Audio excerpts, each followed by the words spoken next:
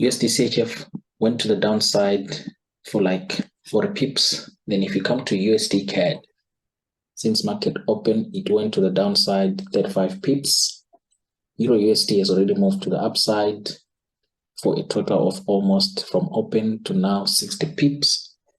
Same applies with USD CAD. Right now, market is now going to the downside because already it has done its job. 40 pips to the upside. So I'm going to go to dollar index, and then we go to H4, right? But now I'm going to mark the close of yesterday, which is right there. And when we go to H1, Control Y. This is the close of yesterday, right here. You see? That's the close of yesterday. Meaning today you'd have been anticipating this move to the downside. This move to the downside will result in long position on pound, euro, NZD, and AUD, and it will result in shorts on CHF, CAD, and yen. Now, we are going to talk eventually later about time and price as to when and how you should anticipate those moves to pan out. You can see here dollar right around London session. It traded into an hourly premium array. That's when it dropped close to 50 pips. The same time, if you come to Euro USD, London session, right here, Euro USD traded into discount array and rallied 52 pips. USD CHF, I don't even need to talk about this one because yesterday already when market was closing, we already noted that it's trying to come to the downside. It was here. This is yesterday's move to the downside, and you can see it never went anywhere.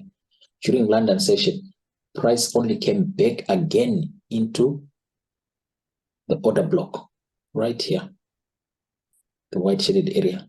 That's our H1 order block. That's where price came back into, and it tumbled 47 pips. You see, and that move to the downside, where did it find support? Right in this discount area. That's where price found support, and it traded through yesterday's low. So whenever you are, because these are day trades, you see, because you're only noting this type of movement because of the daily close. You're not going to stay for long in there. If it was a weekly setup where we are looking for the weekly close below on, say, dollar, then we could be in a position to hold this trade for like 2 or 3 days. But because the sponsorship that we are looking at, the institutional sponsorship we are looking at is based on the daily chart, it means you're going to enter those trades, and then by the end of the day or when market reaches a higher time frame discount area, then you are exiting that position. So you need to understand that once you recognize institutional sponsorship, applying it now becomes crucial. Applying that institutional sponsorship becomes crucial in your trading, because you have now to link what you have seen in relation to where price wants to trade to. You have to link it now to the chart. This is pound USD. You can see we've got fair value there, and price has been coming. This is yesterday's fair value gap. You see, at a time when euro was creating, failing to trade below an old low. No, it closed above an old low after taking out stops.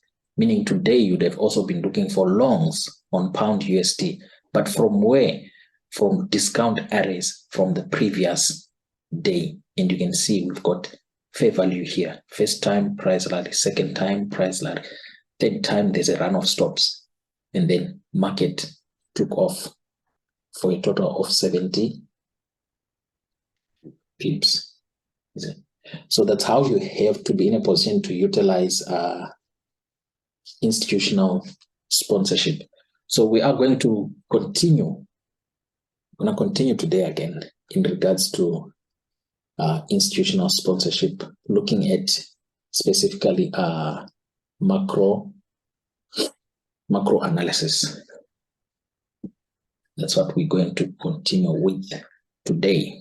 So taking note of the daily close is important for your day trades on the following day. You see?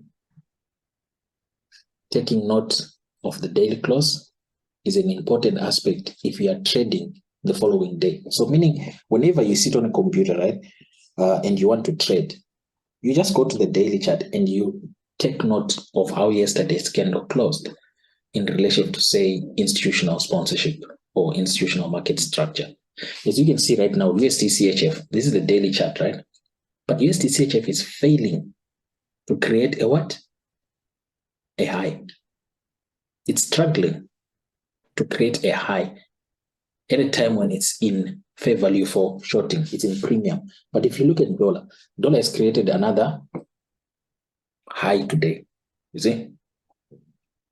And then if you look at Euro USD, it has created another low. Look at CAD. CAD created another high. Yen, if we go to the daily chart, remove this. Yen has also created a new high, but in fair value. You can see now, Yen is right at this order block here. You see? Right there. Yen is now on the daily. Yeah. It's now in fair value bearish order block. So if you are trading tomorrow and you see the same thing happen, that okay, dollar is gonna close below yesterday's high, you see, which was now the new high. Let me go market, see there, and then let me mark it and put the tick. So if we are to look for shorting opportunities or weakness in dollar tomorrow, the current candle has to close below 103.40. Same applies on Euro USD. The current candle has to close above yesterday's low. See? Yeah. It has to close above yesterday's low for us to look for longs on euro tomorrow. The reason why it has to close above, why we need price to close above yesterday's low, right? It means this bullish order block is providing what? Support. Support. Yeah, you see? It means it's providing support. But if price does not close above yesterday's low, it means the bears are quite strong. So price might keep pushing to the downside. Yeah. So same applies with NZD USD. We need price to close above yesterday's low, and also on Aussie dollar. You can see Aussie dollar has got a vacuum. There was a vacuum today, and price filled up the vacuum and then went to the downside. Same applies with NZD. There was also a vacuum. This was because of, I think there was something on the calendar, if I'm not mistaken. Then you can see pound USD, right? Pound USD is also not, you see now pound USD and Euro USD, they should have the same structure. You see, Euro USD currently is like this. It has traded below an old low, which is yesterday's low. But look at pound USD. Pound USD is basically like this. That's pound USD, market structure. Yes. Pound USD. Right. Now this is institutional sponsorship, you see. We've got, let me grab my tool here. So we've got smart money accumulation for buy model here on pound USD. We've got smart money accumulation for buy models. Remember what we spoke about yesterday. Let me just see if I can show you the screen quickly from current slide. So we've got Euro USD making a lower low at a time when pound USD is struggling to make what? A low. Euro USD, AUD USD, NZD USD, they've all created this new low, but pound USD is not. Meaning there's underlying strength in pound. You see? There's underlying strength because it's accumulating for a move to the upside. The same applies with USD CHF, right? USD CHF and dollar index, they're like this right now. So that's like that.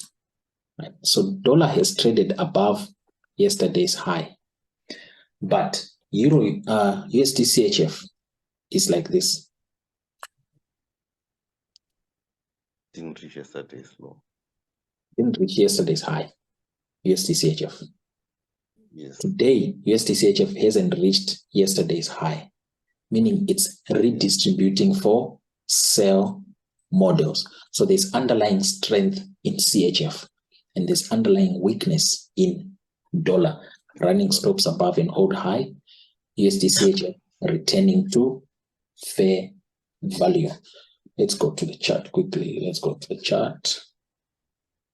You see, dollar index has created a new high, but we want it to close below yesterday's high. You see, we want dollar index because right now it's like this.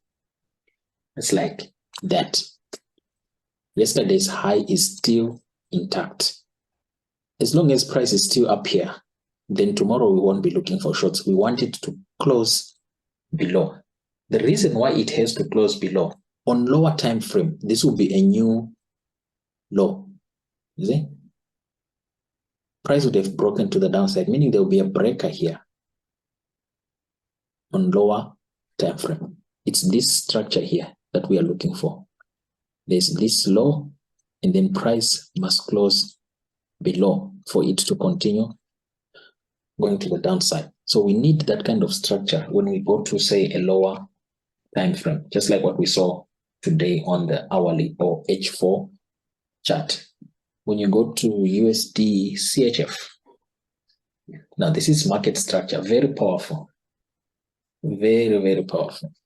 Let's go to USD CHF. You can see USD CHF hasn't traded above yesterday's high.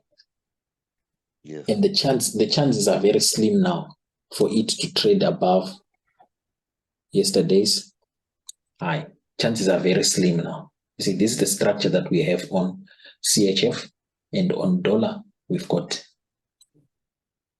that structure.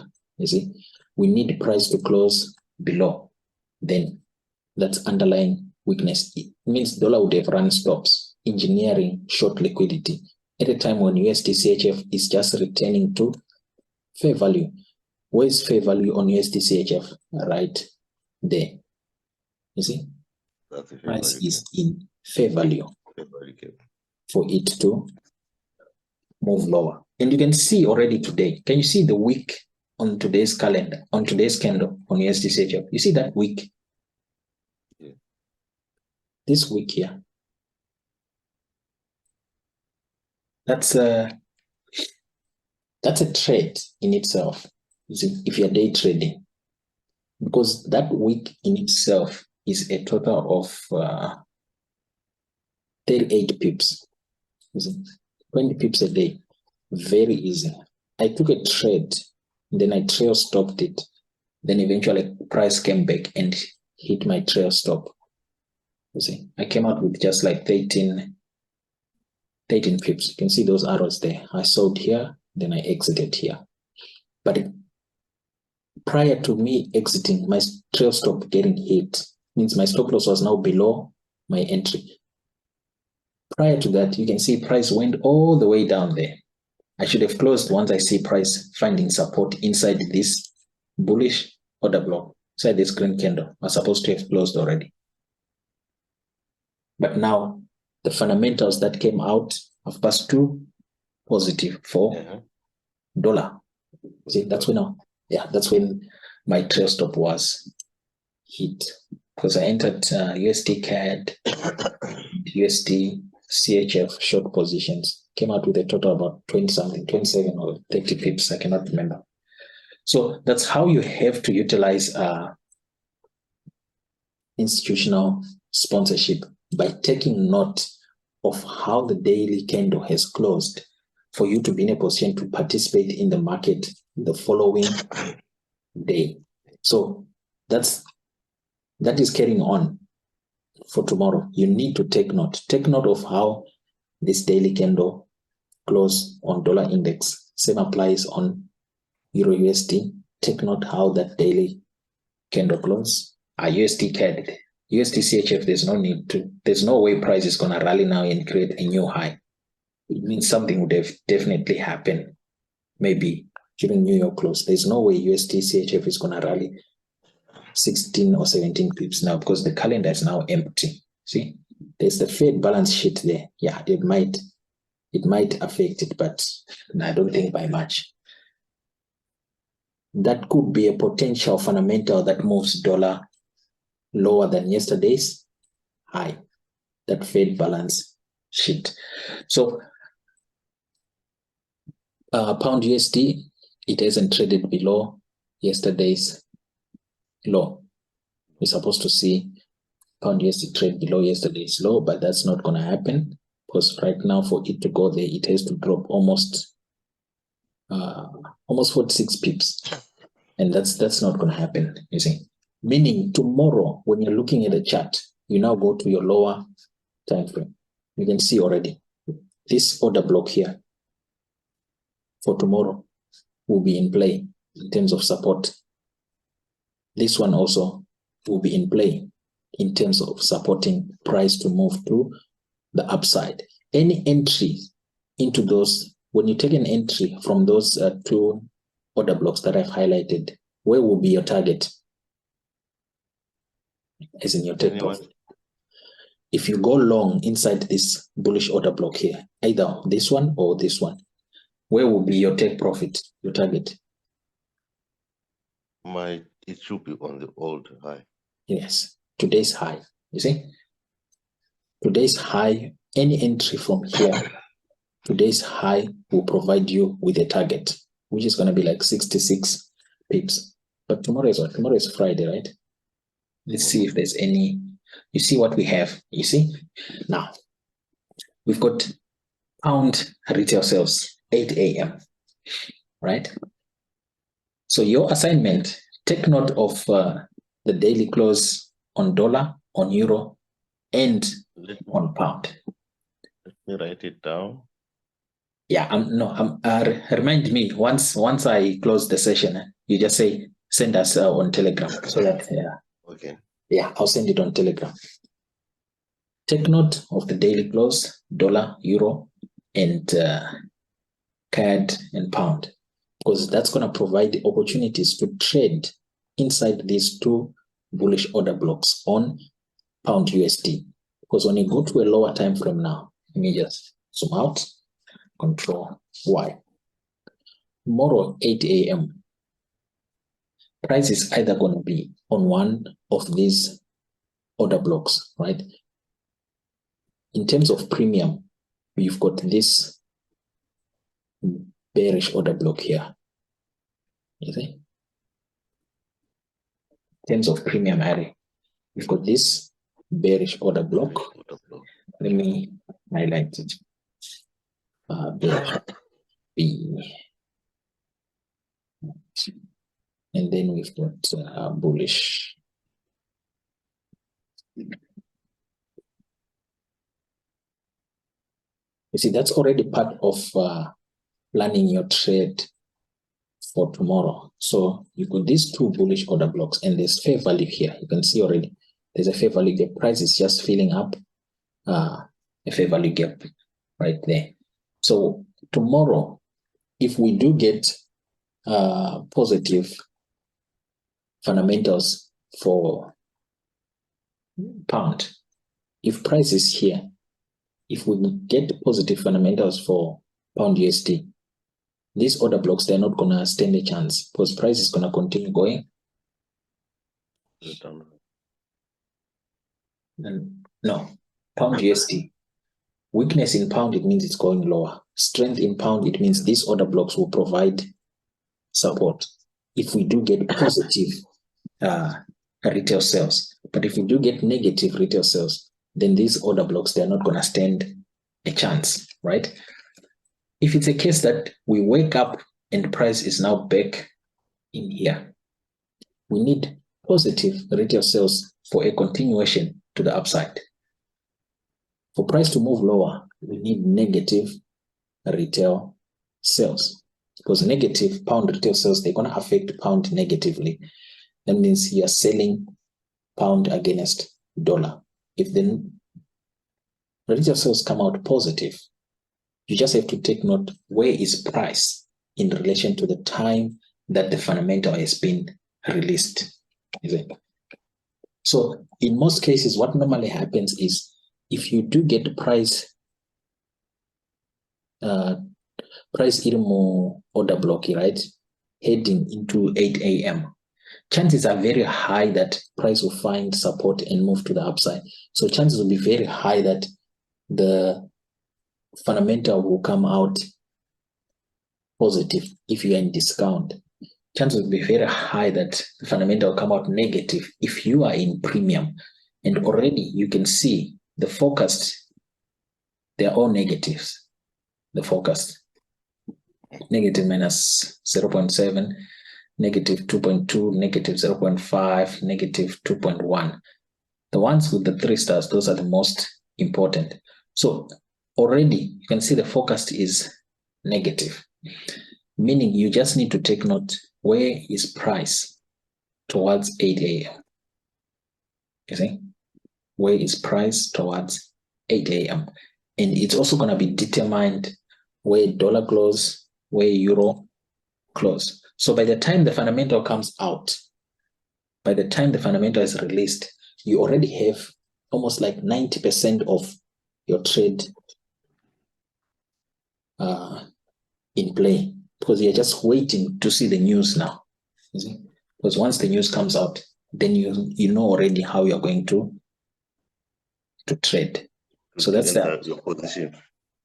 Yeah, to enter your position. You can also use the limit orders, but that's a lesson for another day. And limit orders, you only use them on high impact news, say the inflation news, rate decisions, where you already place your limit order prior to the news getting released. You already have a setup, a trade ready to be activated.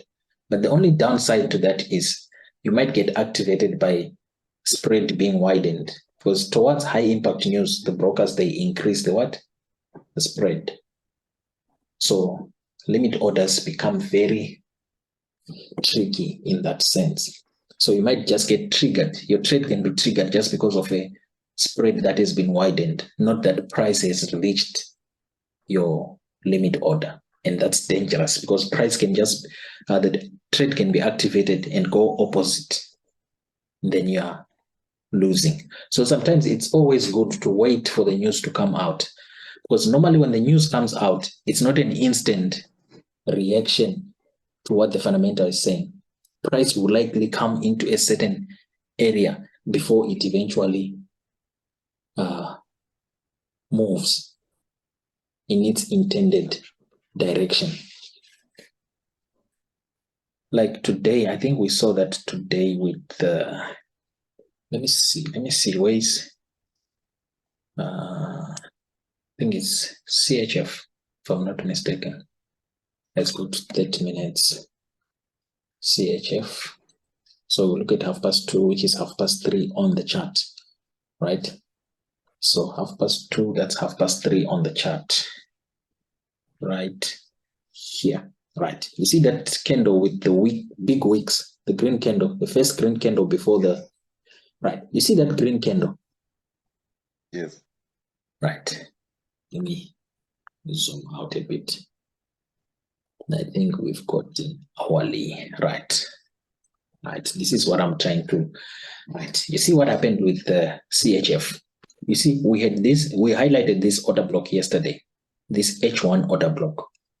And you can see price came to it prior to the news at 2:30. 2:30, which is 3:30 on this chart here. Let me go to the 15-minute time frame. 2:30 is right there. So this candle opened immediately when the fundamental was released. It opened. Let's go to 5 minutes. Let's go, because I want you to see exactly what I mean by the reaction does not really happen mostly instantly right there. You see this 5-minute candle, this one? Yes. Right. This is the release of the news from today's dollar news, which is initial jobless claims, positive. Philadelphia Fed manufacturing, positive. The 2-star is the only one that was negative. It won't really have much impact, but you can see both 3 stars, they were positive, meaning strength in dollar, right? Strength in dollar at a time when USD CHF is trading into a discount array, you see? And you can see how price traded around that discount array up until 4:15. You see? 4:15, which is 3:15 on the calendar, on our time. 45 minutes after the news release, eventually we saw the strength of dollar. You see?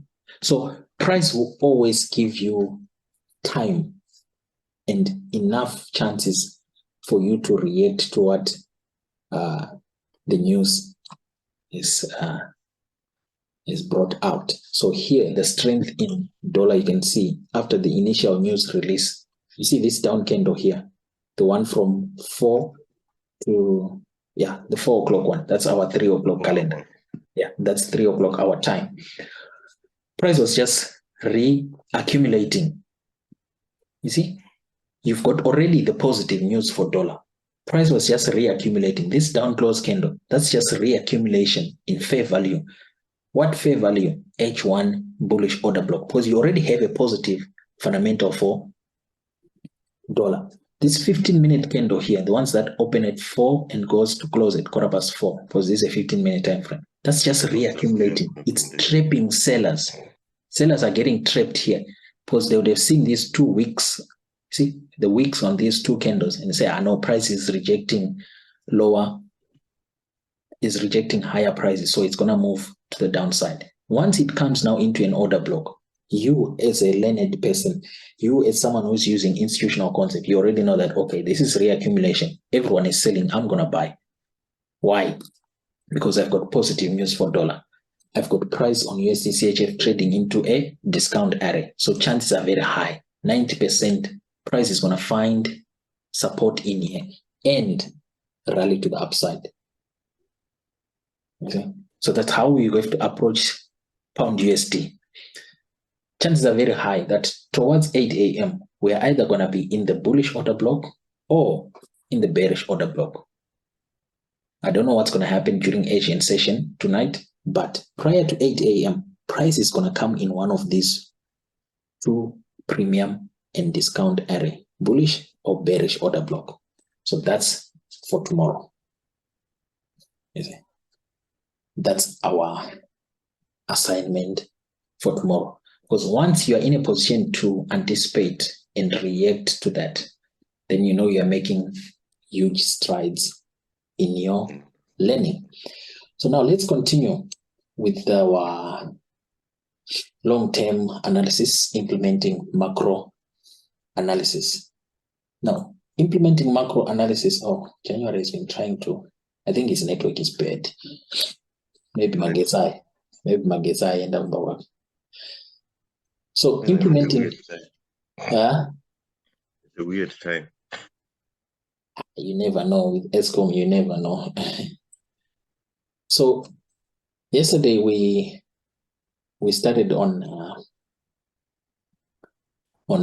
our implementing macro analysis, where we talked about we've got that what we call data ranges, institutional premium and discount array data ranges.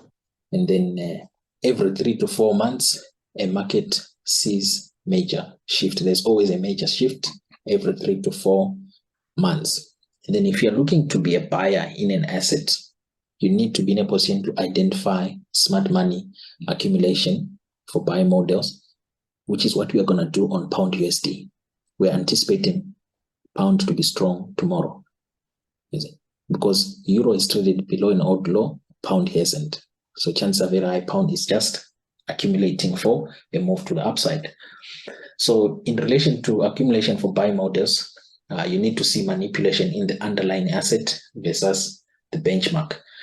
Manipulation in the your underlying asset in this instance is euro USD, is pound USD, and then no, it's euro USD. Your benchmark will be pound USD, the one you're going to buy. So in sell models, you need to also see manipulation in underlying versus benchmark at a time when you are. Welcome, Mr. Alex. Is he back? He's struggling. His connection is not even there. It's just there, but his audio is not connected. So using these points here, they're going to help us in determining mostly the quarterly shift. And you need to see this on monthly, weekly, and daily. So in relation to benchmarks and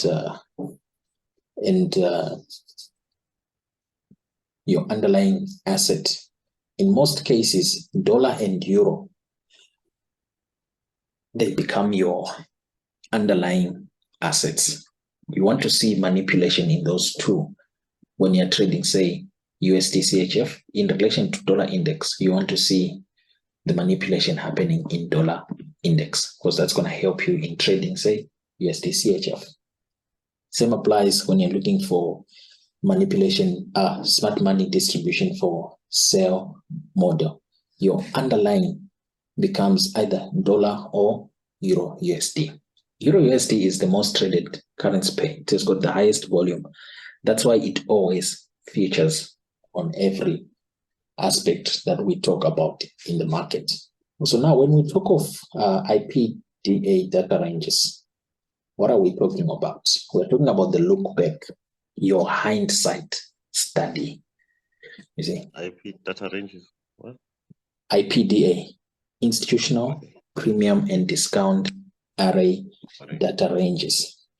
So when you talk of the look back, that's your hindsight study, looking at what has happened in the recent days, in the recent 2 or 3 months, for you to be in a position to anticipate a quarterly shift in the market or a huge expansion in terms of price in the market. So your look back period, you're going to divide your chart into 3 categories. You've got your 20-day look back, you've got your 40-day look back, and you've got your 60-day look back. So let's go to, let me show you what that looks like on the chart. Now, this one is going to be a practical, especially when you are doing it. Let's use Euro USD. I'm going to go to the daily chart. So when we say look back, we're looking at whatever has happened on the left side of current price. See, whatever price action that we have on the left hand side, that is going to be your look back period. And you need to highlight the 60-day look back. How then do you highlight the 60-day look back? You just go to the daily chart, right? When you're on the daily chart, you grab your crosshair too. The crosshair, the one next to the arrow. You click on the current candle, then you drag it to the right. When you drag it to the right, it's going to tell you, there's where it says bars there, 42 bars, 50 bars, and then 60 bars right there on this down close candle here, right here. So it means everything that's here in this gray shaded area, there's 60 candles. in this gray shaded area. There's 60 candles there. That's 60 days of trading. You see, that now consists your look back period. You see, you need now to define the institutional order flow in this price range, your 60-day look back. You grab your crosshair, you click and drag to the left to mark out the 60-day look back. So in this gray shaded area, we've got 20 days from current price. We've got 40 days from current price. So 20 days from current price is right here. This breaker, this big bearish candle here, that's the 20-day look back. To the right of that, we've got 20 candles. 40 days is somewhere right here. The down candle, right? That's our 40-day mark. Now I'm going to do this and that, and then get rid of the gray shaded area. So you can see I now have 3 sections of price. This is the first section, right? And this is the second section. And that's the third section right here. So there's 20 candles in every section. And those 20 candles, you now need to identify the institutional order flow inside those 20, 40, and 60 days. Now you need to refer to the recent institutional reference points. You need to refer to these premium and discount areas: old high, old low, bearish and bullish order block, fair value gap, or your void, your vacuum. You see those 1, 2, 3, 4, 5 arrays, they are very important. So if we go back to this chart, right, when you're looking at the 60-day look back, starting from the 60 days, we already have an old low inside the 60-day look back right there. That's an old low, right? If we go on to the 20-day mark, no, 40-day, we've got an old high. You see? That's how you have to approach the chart. You've got fair value gap right there, right? You've got a bullish order block right there. Now, this is the one in control of price. We also have bearish order block right there. You see? That's a bearish order block. We've got fair value gap right here. You see? That's a fair value gap. And there's also fair value gap here. 1, 2, 3, 4. But you now need to look at where is the market going. Already from the 40-day mark, price started coming down. It was bearish. You could see that premium areas are providing resistance and price keeps on pushing to the downside. Ultimately, price has now reached a higher time frame discount area in the form of a bullish order block. So you now anticipate price to move to the upside. See, you also have fair value right here, right there. You've got fair value gap. You see? We also have breaker. You see, though we're not focusing mostly on breaker when we talk of reference, the recent institutional reference point. A breaker, yes, you can eventually use it if you are looking to trade. But the ones that I mentioned, your old high, your old low, bearish order block, bullish order block, and fair value gap or void, those are the most important. Now, if price is bullish, right, it's going to target premium areas. Right? Whenever you see a market that is bullish, it's going to target premium areas. Yeah. Before it can find resistance. Yes. You see, if price is bearish, right, it's going to target discount areas before it finds support. So you can see here, we had price creating a swing high. So most probably, if we go back in history there's an area that has provided resistance there, right?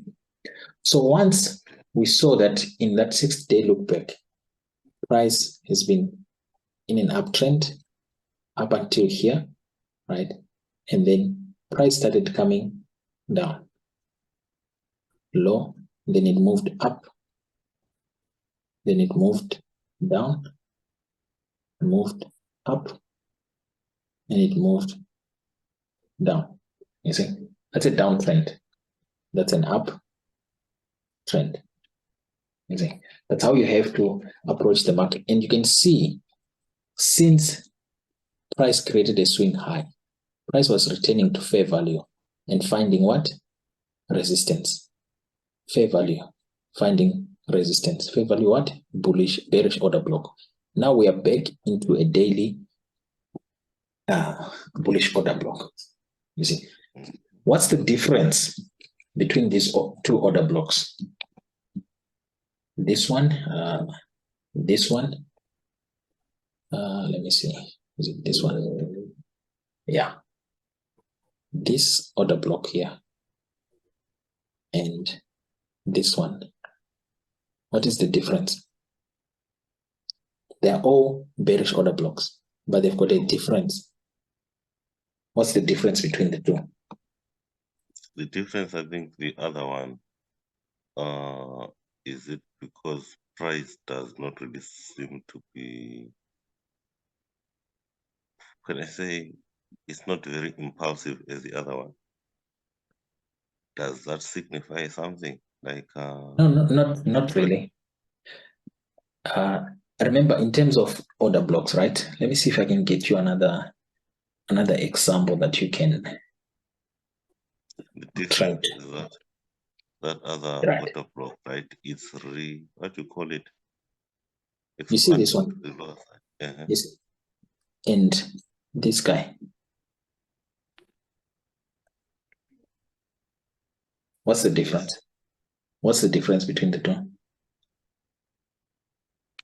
High probability OB is accompanied by a fair value gap.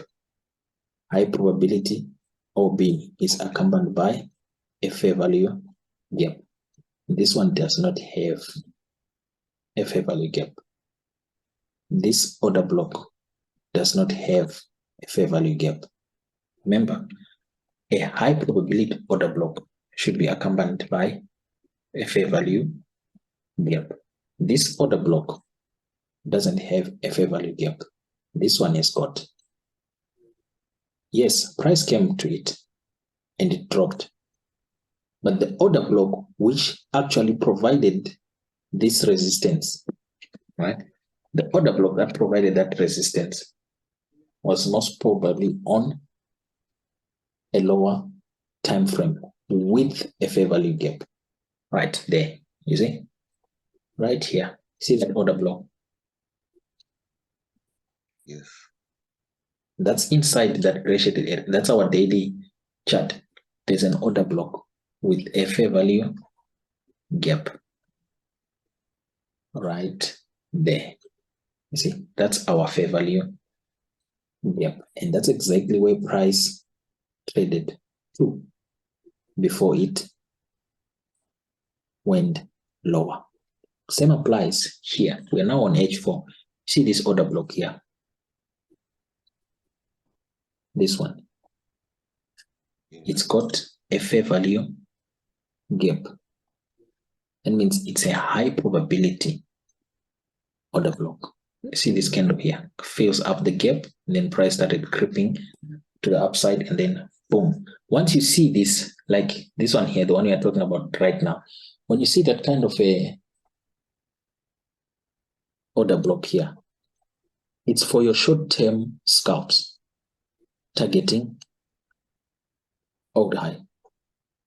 And you can see price did find support and then moved to target old high, right?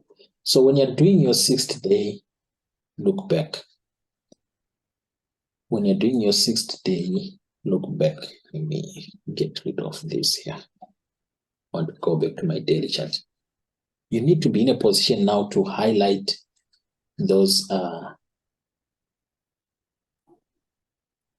institutional reference points, old high, old low, bearish order block, bullish order block, and fair value gap. Reason being that, right, when you highlight, say, an old high and an old low, right, those arrays, they're going to have what we call liquidity, right?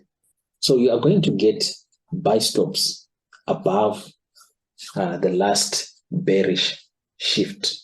Then you're going to have what we call sell stops below the last bullish shift. When market is now bearish, it's going to target sell stops. When market is bullish, it's going to target buy stops, right? So buy stops above short-term highs, buy stops above higher high in last 3 months, buy stops above the current 6-month high and the 12-month high. Price will always look to target those levels before it goes lower. Now, there's what we call open interest. We're going to talk in detail on open interest, I think, in week 7. Open interest is the number of orders that are waiting to be executed or triggered at a certain price point. That's open. Yeah. Will that be pending? Yeah. Right. Remember, when you sell a currency pair, right, the moment you open a short position, right, you're going to put a protective stop loss. You're going to put a stop loss. Let's say that. When you sell, you're going to put a stop loss.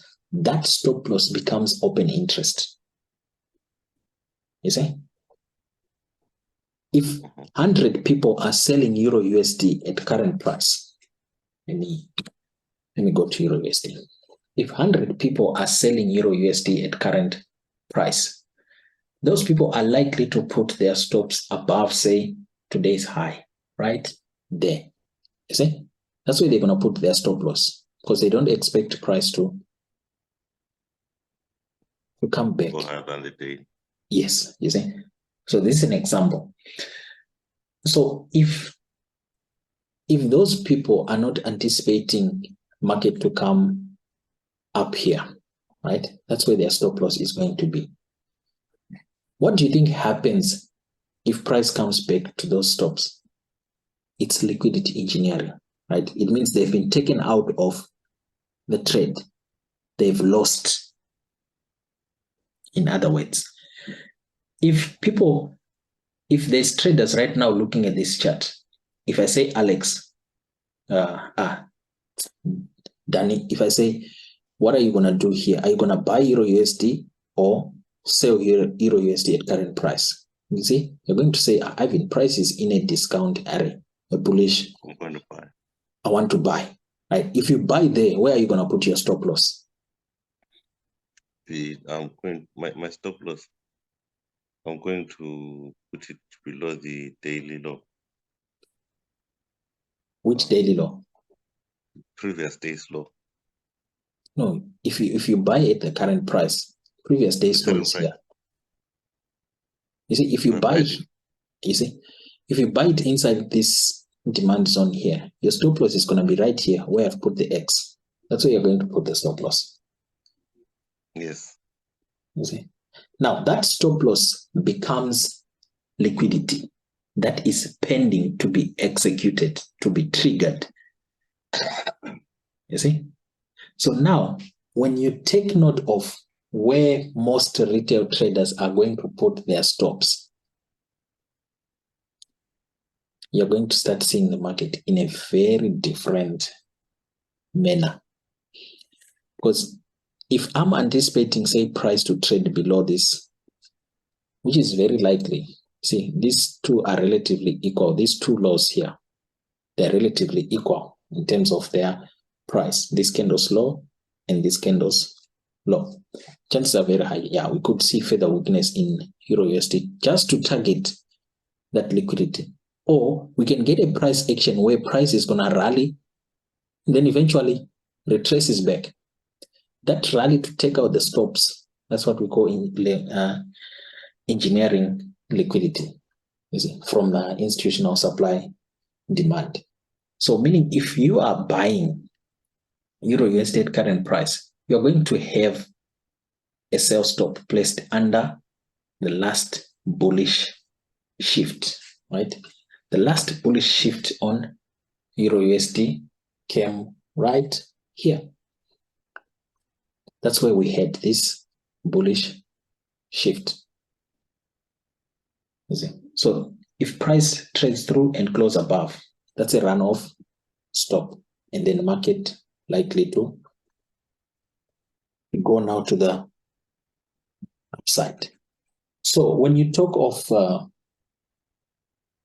quarterly shift in the market, when you have now highlighted your 60-day look back, you need to be in a position to see where are the buy stops, where are the sell stops. We've got sell stops here. You see, there's sell stops, and there's also sell stops here. Old high, buy stops. I mean, above old high, there's buy stops. Below old low, there's sell stops. You see, below old lows, we've got sell stops. Above old highs, we've got buy stops. Right.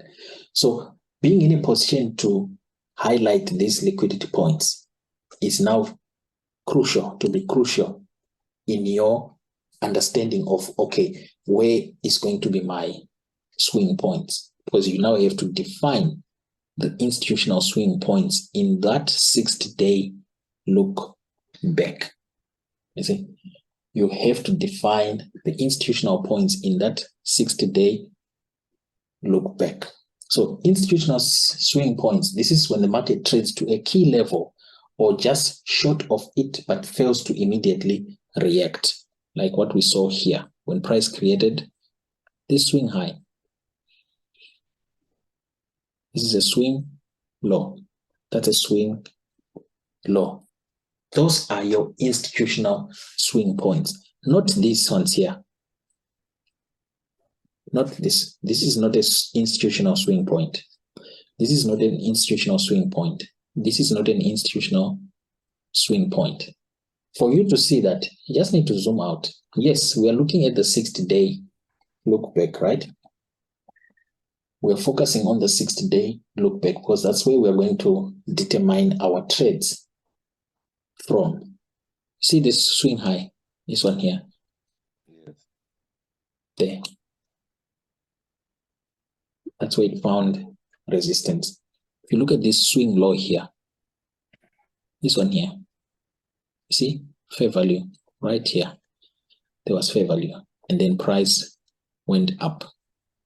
You see, so this is a valid swing low. That's a valid swing high. This is a valid swing low. The middle one, why is it a valid swing, institutional swing point? Because of this breaker here. You see, there's a bullish breaker which took out all this price action. Bullish breaker, market looking to go to the upside. This is just a retracement into fair value right here, and then boom, market expanded to the upside.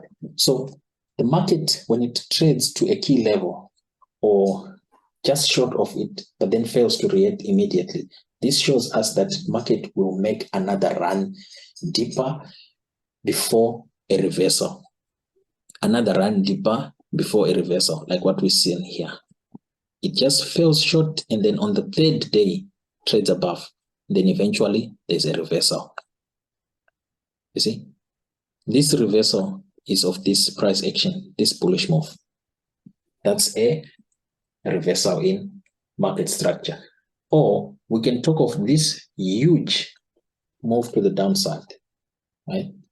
See that huge move to the downside? Yes. Right. Probably we'll only see it when you go to your weekly chart, because the daily is going to become too noisy, right? So you need to be in a position to identify now the swing points that the market trades to when you're defining your institutional swing points in that 60-day look back. That's where you define your institutional swing points, because these institutional swing points now, they're going to result in you having this kind of market structure, right? And this kind of market structure, we look for it because we need the underlying asset and the benchmark. You see, you now have swing points for you to compare on your underlying asset and your benchmark. Once you have an institutional swing point, you need to make sure you see the first run of stops in a market in an intermediate term price swing. Intermediate term price swing, that's on the weekly chart. That's more ideal because smart money will look to unseat aggressive trail stop. Unseat aggressive trail stop. Aggressive trail stopping is basically people who are greedy. They follow price 1 pip at a time. 1 pip at a time. When they see price move in their direction, 2-3 pips, they're already moving their stop loss to follow price. That's an aggressive trail stopping practice. And that's greedy. You need price to move at least 60-70 pips for you to start. Is that greedy?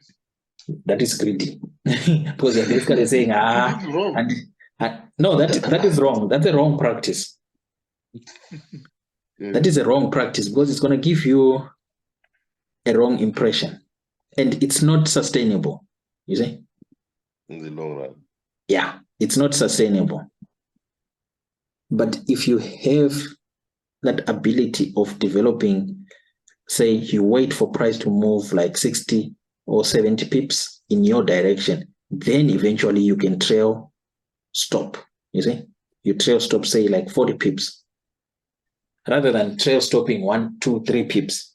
Now that's not really ideal. That's just greedy. So once you have your institutional swing points marked on that 60-day look back, you already have your benchmark, you already have your underlying asset. This is where now you have to anticipate now at that swing point, when price trades above an old high or when price trades below an old low, say on MWD, whenever you have that kind of a structure on monthly, weekly, and daily, on H4, you are definitely going to have an order block here on H4. You are definitely, in most 99%, you're going to have an order block. Let's go to the daily chart quickly. Let's go to that daily chart on Euro USD. Let's see. Let me zoom in. Right. You see, we've got 2 levels that I marked. We need to focus on this one here in the 40-day look back. That swing high, yeah, the swing low from this bullish breaker here already has got a daily bullish order block. But when you go to an H4 chart, right? Once we go to an H4 chart, you can see that at the swing high on H4, we've got what? A bearish order block. You see, that's the swing high. And on H4, we've got a bearish order block. Same applies on that swing low where we have the breaker. We've got an H4 bullish order block right there. And you can see how price initially expanded to the upside. Market showing its willingness to go higher. To go higher where? At a time when price is in fair value. You see?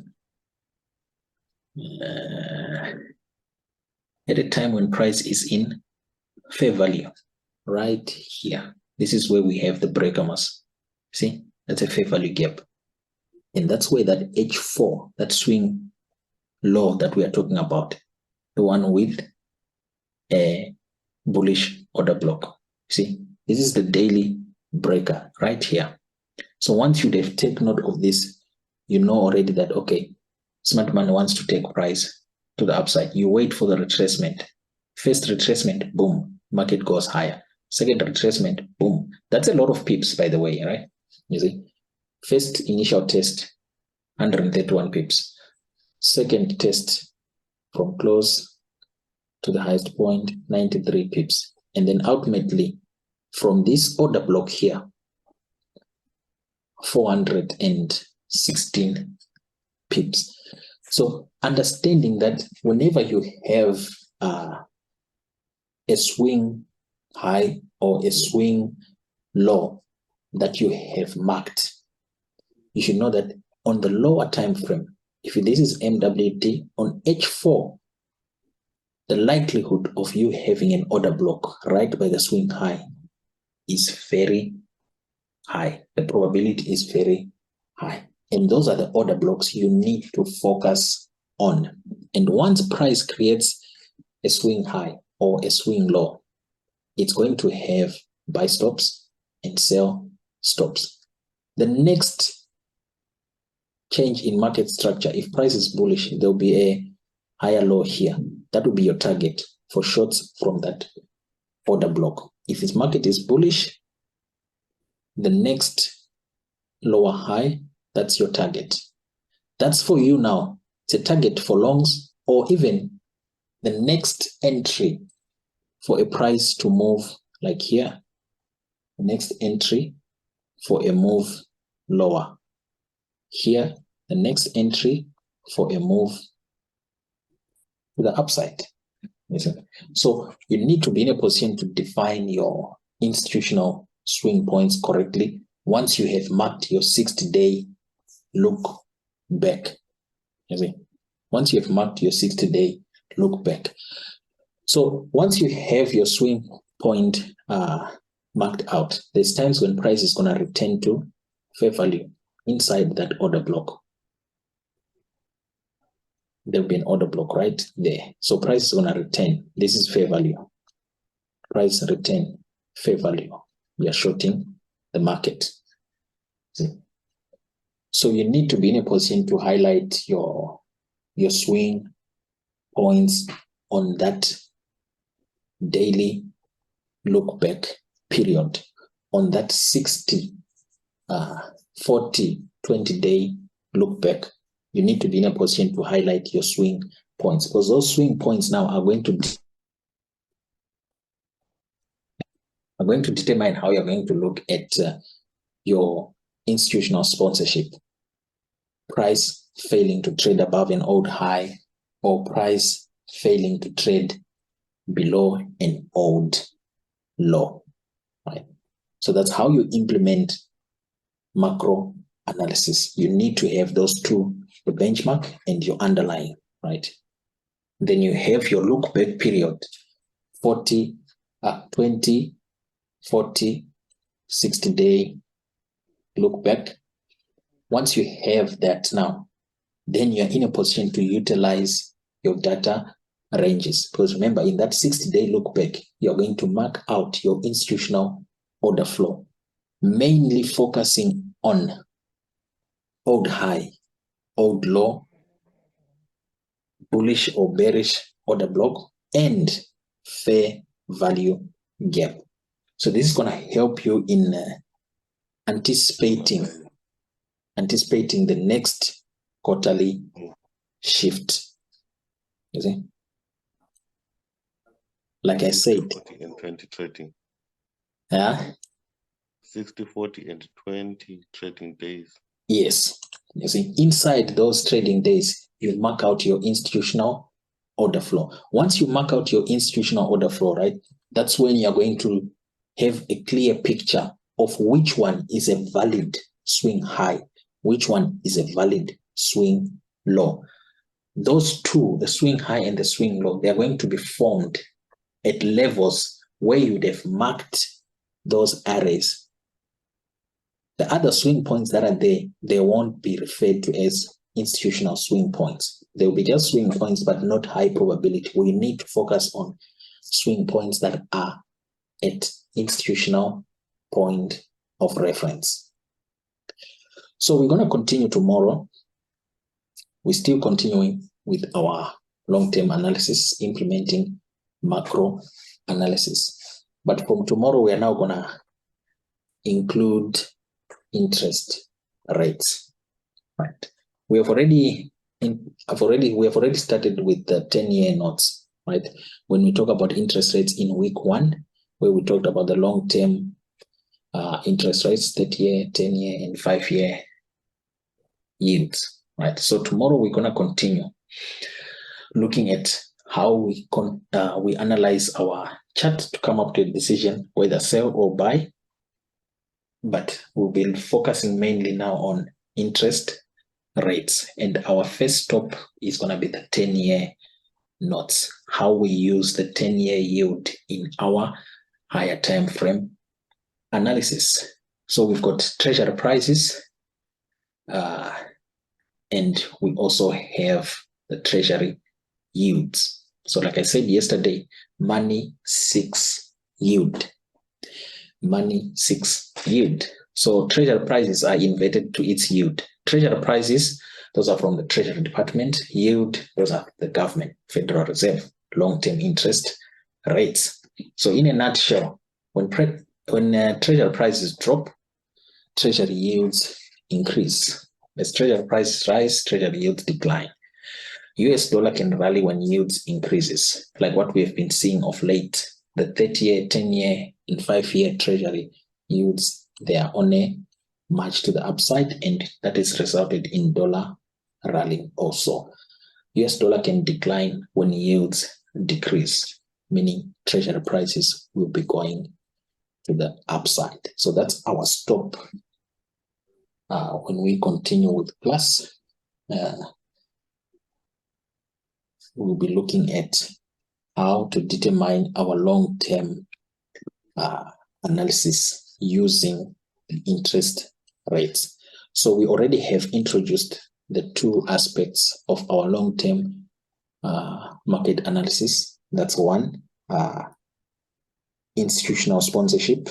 Then number 2, IPDA data ranges, where we have to define our swing points in the look-back period. So now, once we get there, we have to look at interest rates. So treasury bonds, these are your treasury, from the Treasury Department, where Yellen is the boss. You also have a US 10-year treasury note. Then we've got the bond yields. These are from Powell's side. You've got the US 10-year yield. So there is one corresponding on each and every department, the treasury bonds and the bond yields. 10-year bond yield has got its relative in the form of 10-year treasury note. These two, they move opposite. Corresponding long-term rates, they move opposite to one another. So when you have the 10-year treasury note, it moves in the opposite direction as the 10-year yields.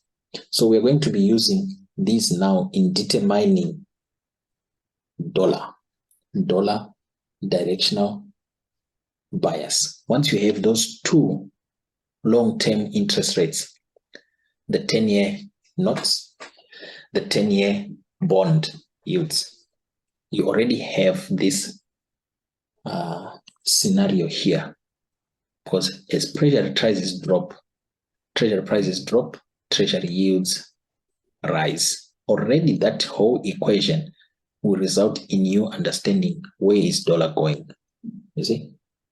Because as yields increase, dollar also goes up. As yields drop, dollar also goes down. Meaning defining bias for dollar index should be one of the easiest thing, because you only need to look at the treasury prices in comparison to the treasury yields. You see, those are your long-term interest rates. Once you have a clear analysis of that, then it's easy for you to define the bias for dollar. Once you have the bias for dollar, then you are looking at your normal central bank interest rates. You see? So that's what we're gonna continue with in the coming week. Things are gonna get interesting now, my brother. You're going to see that yes, it might sound daunting. It might sound as if, when am I ever gonna do all these things? But this should be like a 5-minute or 10-minute work when you now understand exactly what you are looking at. It's like a 5-minute, 10-minute work that you have to do, or even say 30 minutes on a Sunday. You do that on a Sunday for you to determine what you're supposed to be doing in the coming week. So yeah, that concludes our class. We're going to continue next week. I'm going to send the homework now as a typed message so that you guys don't forget. But prior to us meeting again, you're going to have to look at that video, the one where we talk about interest rates. I'm going to send the link on your Telegram. Okay. Yeah. Thank you, sir. Thank you, Alec. I'm not so sure if you can hear us. No, his mic is not even connected. At least the thing is, I recorded the session, so there's always a reference point. I'm gonna render it now and then upload it because it's quite a big one. 1 hour, 20 minutes will take me about 30 minutes to render that video and then upload it on YouTube so that you have a reference point of what we have talked about, because it's quite a lot in terms of macro analysis, understanding macro analysis. Because there's one thing just looking at the calendar, but if you just look at the calendar and not knowing what the central banks are doing in terms of their rate decisions, then you're basically not doing much. So yeah, that concludes our class. I'm going to send you the assignment and the tutorial that you have to watch. I'll send it now on Telegram. Thank you, Baba. Thank you, sir. Cheers, Alec, even if you can't hear, if you can't see anything. Mr. Alec, you need to buy EcoFlow if you've got an issue with power. Yeah. Cheers, man. Yeah, hiri Baba. Murari Mushan. You too, Baba. Sharp.